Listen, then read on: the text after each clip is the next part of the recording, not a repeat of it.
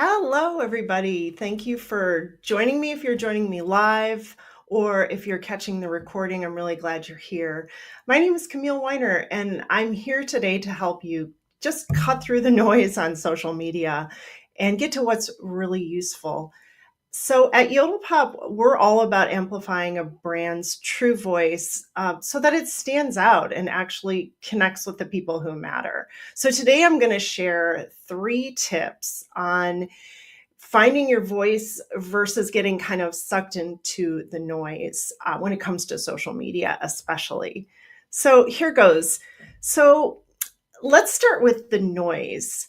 Social media can be loud and chaotic and honestly really exhausting and fatiguing at times, right?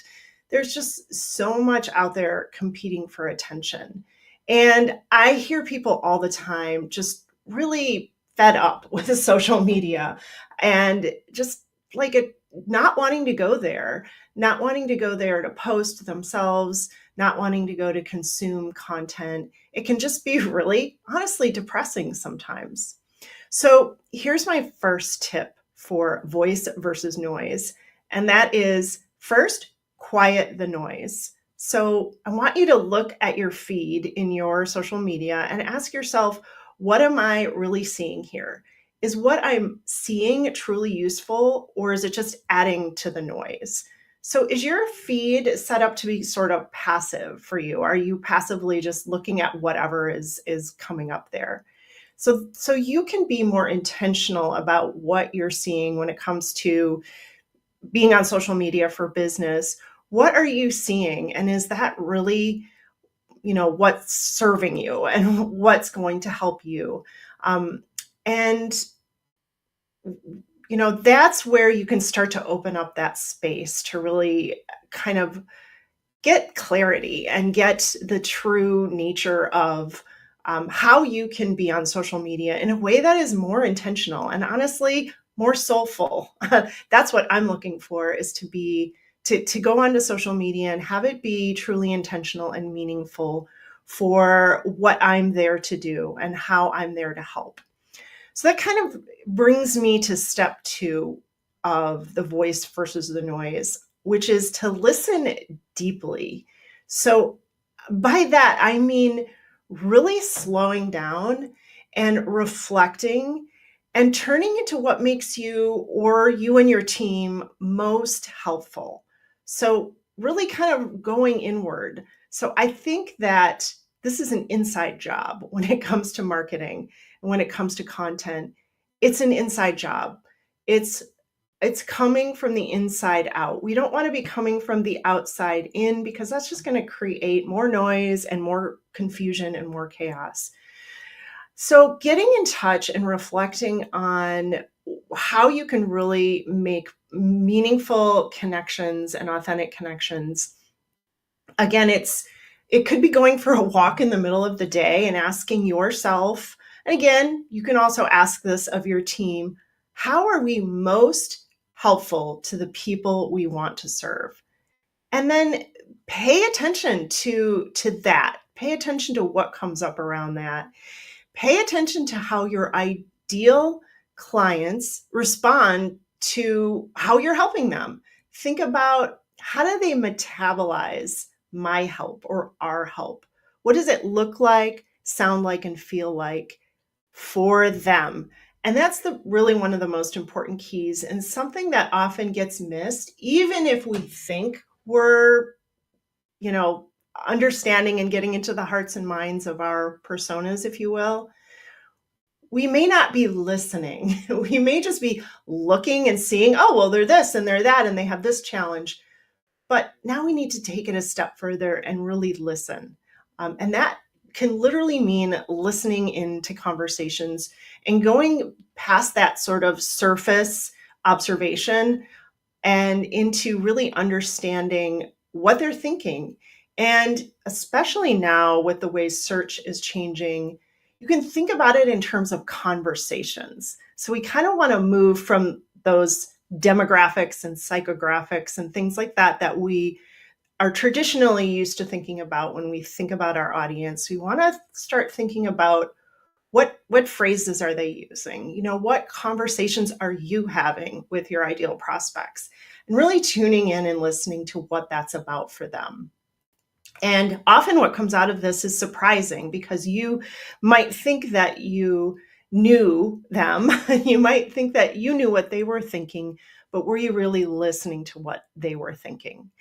And so that's, I think, part of just slowing down and listening, not just to your audience, but to your own true core values and the ways in which you and or your organization really connects and helps with your ideal people.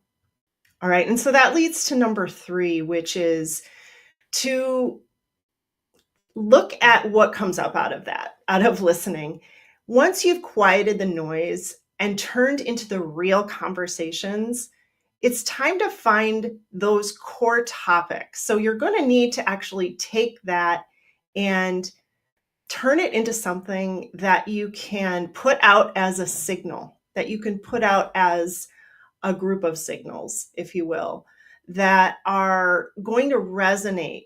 You can also almost think of it as a dog whistle. I don't want to compare people to dogs, but when you think about a dog whistle, it's like that signal that that dog can hear in one certain way and recognizes that sound. So once you've quieted and started really tuning in and getting a little deeper beyond the surface, like what you're thinking things should be, challenge some of those assumptions when you're listening. Challenge your old assumptions about what you think about your audience, what you think about your mission, how it is that you serve people. After you've dug a bit deeper, take those themes that really matter and represent your brand's voice and find the core topics that are going to be, your guide for creating your content. So this is one of the paths to get to, if you're wondering like, what kind of content should we be creating or I be creating if you're a solopreneur or if you're a team asking that question to each other, this is the path towards that. And this is what I mean by it being an inside out job. So once you get to those core topics, that's your guide. That's really that roadmap that helps you stay aligned with your brand and stay relevant to the people who matter to you most. And most importantly, cutting through that noise. So with this roadmap, your content is no longer just random or reactive. It's actually really intentional and aligned. So being intentional and aligned, cutting through the noise, quieting down and listening, that's how you're really going to find a way to be more intentional, whether you're consuming content on social media and you're putting out content on social media. So this is all about making sure your brand's voice doesn't just add to the noise, but it actually resonates. And then when you focus on these things, you're not just building an audience, you're actually building connections. So those are my 3 tips today for focusing more on your voice than on the noise of social media. Feel free to ask any questions if you want to put them in the comments. I will answer them after the live stream is over.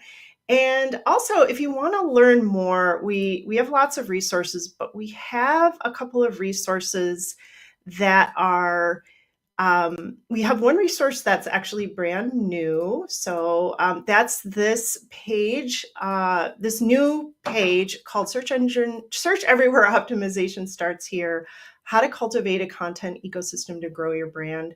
So this is going to take you from what I was just talking about into a bit more details about what this all looks like in terms of creating a content ecosystem. And then also too, I want to just share next Thursday, I'll be giving a free mini training to get you a little bit more familiarized with the content ecosystem framework. So feel free to join me there. Both of these links are in the comments. So I hope that you will find something valuable there. And I so appreciate you joining me today. And we will